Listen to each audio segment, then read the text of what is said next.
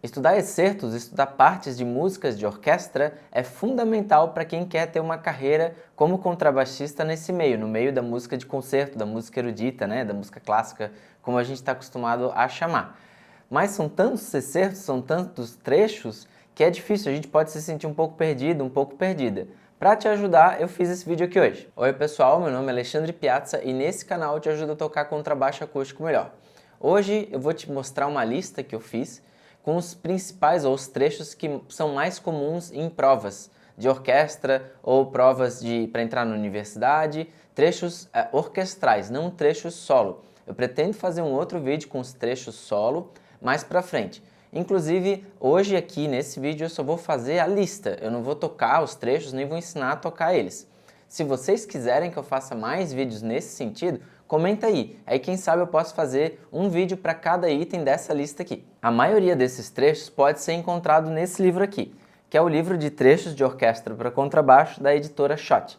Se vocês quiserem, aqui na descrição do vídeo eu deixei a referência bibliográfica para esse livro aqui. Mas nem todos os trechos que eu vou falar nesse vídeo aqui estão presentes nesse livro, então quando não estiver presente eu vou avisar. E é claro que você não precisa seguir item por item dessa lista, não precisa seguir a ordem que eu vou falar aqui, essa ordem é completamente aleatória. A ideia do vídeo é mostrar para vocês trechos ali do livro da Schott que são muito comuns, que quase sempre aparecem, então é muito importante conhecer eles, porque se você deixar para treinar quando chegar o dia da audição ou quando você receber a lista, aí você vai perder muito tempo. É melhor você já se preparar antes e conhecer esses trechos de antemão. O primeiro lugar, que eu acho que é um dos mais pedidos, assim, que você quase sempre vai ter que tocar, junto com o segundo lugar daqui dessa lista, é a Sinfonia número 40 de Mozart, o primeiro e o quarto movimento, mas principalmente o primeiro movimento. É muito comum que a gente tenha que tocar esse trecho, porque ele tem uma articulação ali que é muito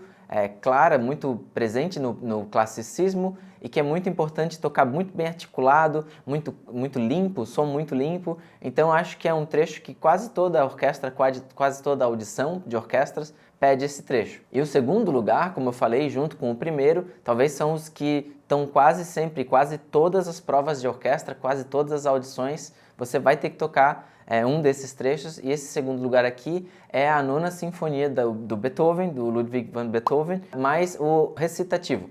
Esse é um trecho que está presente quase sempre, que você quase sempre vai ter que tocar, e ele também tem as suas particularidades que eu posso deixar para falar num vídeo especificamente sobre essa parte. E o terceiro lugar, e é claro, essa lista, essa ordem aqui, como eu falei antes, não tem uma importância tão grande assim, mas eu acho que você deve conhecer essa peça, que é uma ópera, a ópera Otello, do compositor italiano Giuseppe Verdi. E, inclusive eu tenho que fazer um vídeo outro dia só falando sobre essa ópera. Claro que você não precisa estudar a ópera inteira, mas o tutti dos contrabaixos, o solo dos contrabaixos, que é uma cena muito importante para a ópera, que começa com os contrabaixos, e também tem uma relação, essa música tem uma relação com o fato do nosso contrabaixo ter 4 cordas, então essa é uma coisa legal para se falar, mas eu acho que também vale a pena um outro vídeo sobre isso. Quarto item dessa lista também é do Mozart, que são as Bodas de Fígaro, a abertura dessa ópera, as Bodas de Fígaro.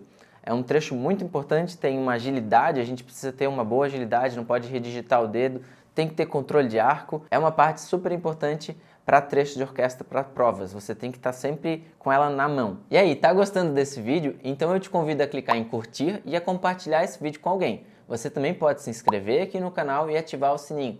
Assim, quando eu postar vídeos novos aqui, o YouTube vai te avisar. Os próximos 2 itens dessa lista, talvez o número 5 e o número 6, são do mesmo compositor, e esse compositor é o Beethoven. Ele já esteve aqui com a nona sinfonia, e agora eu acho super importante que vocês conheçam, que estudem de antemão a quinta sinfonia, o segundo e o terceiro movimento, e também que estudem a terceira sinfonia, o terceiro movimento. E o sétimo item, o próximo item aqui da lista, volta para o Mozart, que aí é a flauta mágica. É também uma abertura de ópera, que também é muito importante de ter na mão, de saber as notas, de saber os ritmos, porque se você tiver que estudar em cima da hora também vai ser complicado, é melhor já conhecer a peça antes. E o último item que está aqui na lista e que também está na Schott, no livro da Schott, é Uma Vida de Herói, do compositor Richard Strauss. Esse trecho tem um monte de mudanças de posição, tem um controle muito grande do arco, porque a gente troca de cordas passa por várias cordas, sai do grave, vai para o agudo, sai da região grave, vai para a região aguda.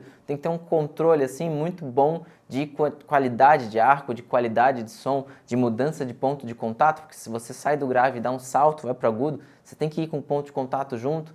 Tem um monte de coisinhas pequenas assim que são super importantes para esse trecho e que, é claro, vale um vídeo sobre isso. Antes de passar para os próximos itens da lista que não estão presentes ali no livro da Schott, eu tenho que falar algumas coisas. O primeiro é que quando eu falo aqui você deve estudar o segundo movimento da Sinfonia de Beethoven, eu não estou falando inteiro. Tem uma parte da música dessa composição ou desse movimento, dessa composição, dessa sinfonia, que é o que pedem em audições. Então não é para você estudar inteiro, é claro que se você estudar o movimento inteiro, você está de parabéns, é isso que todo mundo deveria fazer, mas geralmente você foca em trechos, por exemplo, eles vão dizer do compasso 50 ao compasso 107, ou do compasso 82 até o compasso 86, depois você não toca nada e depois do 102 até o 115. Sei lá, estou inventando números aqui, mas geralmente é isso, a gente treina pedaços de trechos, por isso chama trechos ou excertos orquestrais. Então você não deve estudar tudo,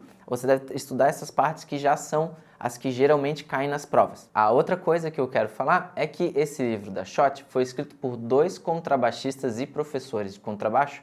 Eu vou ter que ler o nome deles aqui. Um é o Fritz Massmann e o outro é o Gerd Heike, e eles são contrabaixistas e professores em Stuttgart e em Berlim, na Alemanha. Isso significa que quando eles fizeram essa lista, porque o livro não tem só esses trechos, eles têm muito mais trechos ali no livro que você pode conhecer. Se você tiver acesso a esse livro, você vai ver que tem um monte de trechos ali escritos e os trechos já estão separados daquilo que eu falei antes, do compasso tal ao compasso tal, já está tudo organizado para você estudar eles. Inclusive, acho que vem com 2 CDs, se você quiser comprar extra o CD, então você consegue também ouvir os trechos recortados já, para ouvir direto aquele trecho que você precisa estudar. Mas o que eu queria dizer é que eles fizeram essa lista baseados nas provas, nas audições que acontecem na Alemanha, na Áustria e nessa região. Por exemplo, no Brasil tem outros trechos que vão aparecer. Nos Estados Unidos tem outros trechos que vão aparecer. E é por isso que essa lista tem mais itens que não estão ali, que são os itens de lugares que não são a Europa, que não são a Alemanha, e então aparecem mais outros trechos do que esses que estão ali no livro. E a última coisa que eu queria falar sobre esse livro da Schott é que, como eu falei, tem vários outros, então se eu pudesse fazer essa lista eu faria ela maior falando só de livros da Schott, mas como eu queria trazer outras coisas, então vale a pena você estudar outros excertos desse livro, já que tem muita coisa boa, muita coisa importante ali. E também uma outra coisa que você pode fazer quando sair algum concurso para alguma orquestra, ou para o USESP, para o Teatro de São Paulo, para, sei lá, para Minas Gerais, para a OSPA, para o Paraná, para a Sinfônica do Paraná, para a Bahia, quando você vê que saiu uma audição de orquestra que tem contrabaixo, dá uma olhada nos trechos que eles estão pedindo e estuda, mesmo que você não se inscreva, pelo menos para você conhecer e ficar por dentro do que está sendo pedido, o que você tem que tocar quando tiver uma audição que você for participar. E agora, voltando à nossa lista, um trecho que é muito comum de se tocar em audições aqui no Brasil é um trecho das Baquianas do Villa-Lobos. E esse trecho é a Fuga das Baquianas número 9. É um trecho escrito em 11/8, você tem um ritmo ali que é meio quebrado assim, então você também tem uma harmonia que já é um pouco, tem coisas que você tem que ficar mudando, você toca uma vez uma oitava abaixo, depois uma vez uma oitava acima.